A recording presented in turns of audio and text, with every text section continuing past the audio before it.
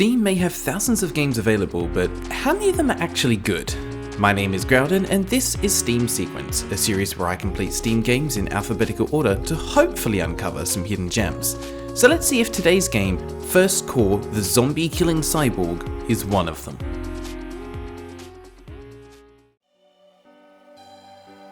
This game pulls one of the biggest bait and switches that I think I've ever experienced, because with a name like First Core, the Zombie Killing Cyborg, I was expecting something like Terminator meets Left 4 Dead, not Garbage Truck Simulator meets MS Paint.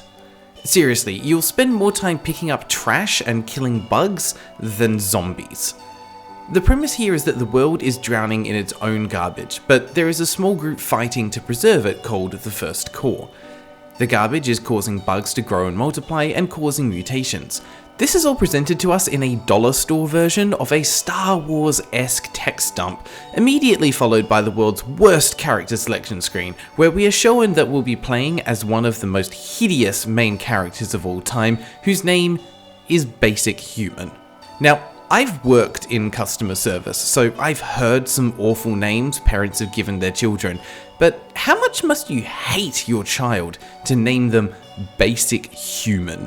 To be fair though, I think Barely Human would be more accurate. But I'm now confused because the title of the game led me to believe that I'd be playing as a cyborg, not a human, so what is really going on? We'll need to head to the Steam store page to get some answers, or maybe just more questions. This is some of the most unpredictable text I think I've ever read. Listen to this. This is an excellent first-person indie sci-fi game where you will play as a powerful cyborg that's killing zombies. Okay, the grammar isn't great, and it comes across as rather self-indulgent, but the dev is Danish, so we'll cut him some slack. Well, it all started with me needing a job, then I was chosen to control a new cyborg, and now I am here saving the world. Awesome, but am I playing as a cyborg or am I remote controlling a cyborg? You are a garbage collector and has been chosen for a new exciting experiment. Sorry, what? Garbage collector? Long story short, humanity is lazy and created cyborgs to pick up garbage, and now that it's become dangerous, they are arming them to combat the emerging threats. That still doesn't explain why I'm a human and not a cyborg, but I'm guessing that I need to earn the right to be upgraded and become a cold-hearted and efficient killing machine that also picks up your garbage every Sunday, but only if you remember to put the correct government-approved bin by the roadside by 6 AM, otherwise you'll need to wait another week and risk the cockroaches mutating and eating your toes while you sleep. To the character select screen, you may notice that there is only a button for the next character, but not the previous, so you have to cycle all the way through. Also, while it says these need to be purchased, it doesn't show anywhere how much they cost. The design of each next character that we reveal is somehow worse than the previous, looking like something that a 5-year-old made in kindy using Play-Doh that had been used by 10 years worth of children. It made me feel unsettled and disconcerted watching these claymation monstrosities T-posing, all while knowing that I'd be playing as them later.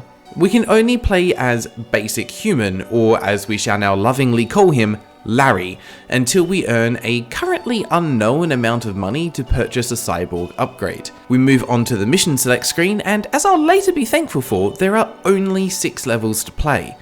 These must be completed in order, but don't expect any kind of story linking them together. There definitely wasn't any budget for that.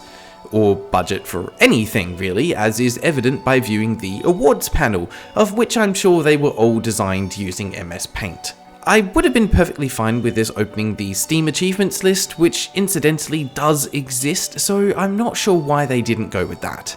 Diving into the first level, we are greeted with this abomination of a tutorial screen, complete with all the usual issues, including overlapping and excessive amounts of text, inconsistent fonts and colours, and bizarre control options which can't be rebound. Why is run set to the right mouse button? And what the heck is a 1/2 button meant to be? First Core released in 2018, and I am 100% confident that WASD controls for first-person shooters had been standardized well and truly by then. We press the right mouse button to begin, and again, I'm not quite exactly sure why it's that button, and immediately there's quite a lot to unpack. We begin in the garbage truck, and there are helpful tutorial-style tips that appear in the lower section of the screen. Here's a useful hint to any aspiring developers that happen to be watching. If you're going to include pop-up tips in the game, don't bother with an info dump tutorial at the beginning. Shockingly, the very first tip to appear is, and I quote, "You must tell your friends about this game." Oh, I will, game. I will. I'll be telling them to stay far, far away from you. I begin by simply driving around for a little while, seeing a bit of the level that I'm in and getting to grips with the incredibly wonky driving controls. And less than 5 minutes in, I managed to break the game's driving physics by going up a slight incline. The truck is now at a slight angle, and we are briefly able to fly when driving forwards, gaining altitude and surprising any onlookers, much like Harry and Ron in the Weasley's car in the beginning of the Chamber of Secrets. This flight is sadly short-lived though, as we are promptly brought back down to Earth by hitting a fence, instantly ruining what I was hoping to be the singular fun part of the game.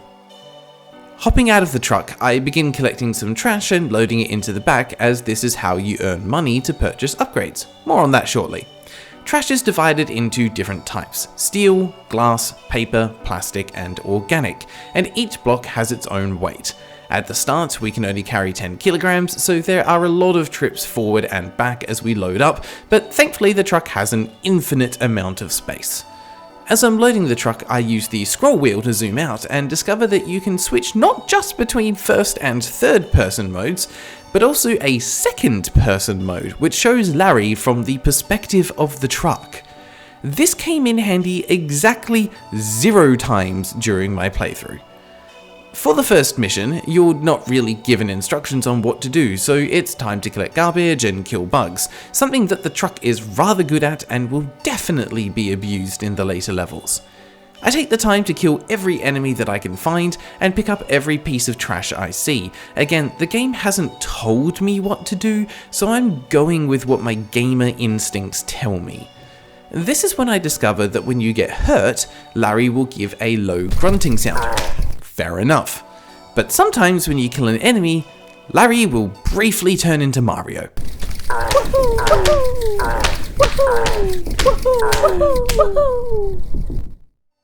What the actual heck? So, weird Mario impersonations aside, which is a sentence I never thought I would say, the current goal is to collect all the trash and kill all of the enemies. Only there's an issue. Several enemies have spawned outside or under the map, so it's impossible to kill everything. So I decide in true Garbage Man style that it's good enough and go to leave the level. Before I do though, I want to show you a couple of special things that I noticed. And keep in mind, this is all within the first 30 minutes of playing the game. Firstly is just the difference in quality between the textures, which are often right next to each other. Secondly, this house has been textured incorrectly and is made out of grass. Thirdly, ground with this texture makes Larry slide for no particular reason. Fourthly, the cockroaches, and all enemies for that matter, have no animations. Just look at this bee from a later level as an example. And lastly, the attack animation with the pipe doesn't reset correctly. Its final position depends on the duration of the mouse click. You can also hold the mouse button down to swing the pipe at maximum speed, which looks quite ridiculous. The level is finished by driving up to the massive wall marked Exit, and if you've completed the objectives, you're taken to a trash sorting minigame where you have a chance to earn some money. The idea is that the trash you've collected will travel along the conveyor belt, and you need to use the number keys to control pistons with correct timing to push the trash into the appropriate buckets. A correctly sorted item is worth $25 and anything else is worth only $5. Like everything else in the game, this is horrendously flawed. Because it's rendered in 3D, trash blocks can get stuck on the conveyor belt and refuse to move. Pushing them with the pistons is inconsistent, and, best of all, because I collected all the trash in the level, I have almost 1,000 items to sort, one at a time. Thankfully, you can press the E key to move straight to the mission select screen and score the minimum value for all of your trash. As I later discovered, if all your trash is the same type, it will actually skip the sorting step and give you the maximum value for each item. This is a nice touch because the sorting minigame is actual garbage. And yes, I do hear the irony in that. You know your game has some major issues when the highlight so far has been the ability to skip a section of it. Back on the mission select screen, your money from the recycled objects is tallied up, extremely slowly and with a quite frankly obnoxious sound effect. At first glance, this might not appear to be too bad, but the tally for the first level took 1 minute and 22 seconds. The problem is that the speed doesn't scale with the total, so a later level caused the money to tally for, and I kid you not, 17 minutes before I decided to simply quit the game to make it stop. Little did I know at the time that this would be my biggest mistake, as doing so apparently caused the game to think I was cheating, and resulted in this permanent message being on screen. The only way to make it go away was to delete my save files and start over fresh. I was over halfway through the game at this point. The things I do for this series. Anyway, I'm sure you're wondering what the money is for. Well, it's to buy stats, weapons, and new characters. Here's a tip for anyone that decides to try this game, although I don't know why you would. Have you been watching the video? Look, just don't bother with the weapons, buy the stats. The guns are useless. A basic cockroach can be killed in one hit with the pipe, but takes 10 to 20 bullets from an Uzi. Which makes some sense as the guns appear to be firing golf balls rather than bullets. Most guns don't even line up correctly with the sight, so trying to snipe things from a distance is a silly idea, with one exception that I'll cover later. Stats are the way to go, as increasing any stat will increase your maximum HP, and increasing strength will increase how much you can carry, and increasing your speed will, well, increase your speed. But also your jump height, which is where we're able to break the game. Now, each stat has a maximum of 10 levels, and by increasing your speed to the maximum, you can get some interesting results. For example, your movement speed is now much faster than the truck.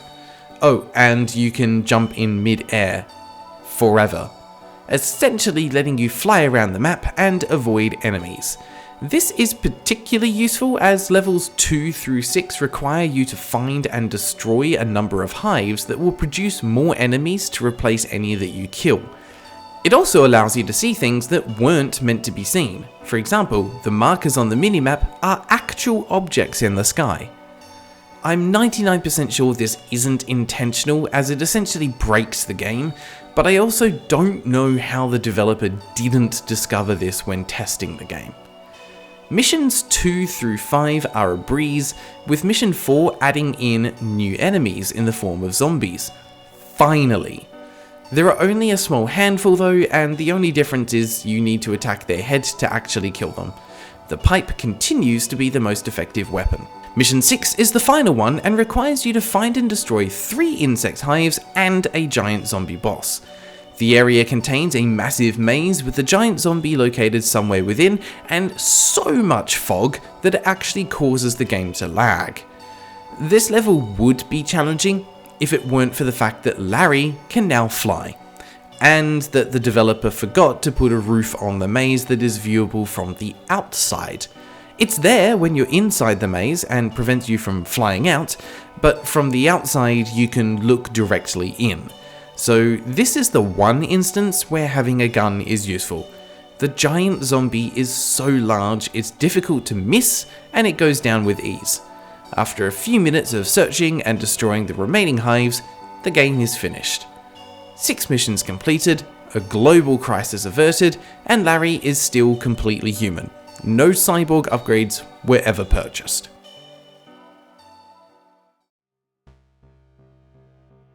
The highest compliment that I can give First Core, the Zombie Killing Cyborg, is that it is playable. It's an appropriately bug-riddled mess, but it is playable. That said, when you are playing it, everything just feels wrong. The controls are awkward, the guns feel terrible to use and are practically pointless, the animations are either too fast or completely non-existent, the sound effects constantly ruin any immersion thanks to the wacky Mario wahoo noises. It's a hot mess, but not in the conventional use of the term. I mean a hot mess like a pile of fresh vomit, which incidentally is what many of the textures look like. So with all of this in mind, my final score for First Core, the Zombie Killing Cyborg is a garbage truck. Out of 10. I was going to use the 1/2 button as the final score, but that sounds close enough to 50%, and 50% is 50% too much for this game. Thank you for watching. If you're enjoying these videos, why not help out by liking the video? And while you're there, make sure to subscribe if you want to see more of this weird gaming journey that I'm on. And if you've already done both, then hey, thank you, I appreciate you. And until next time, take care.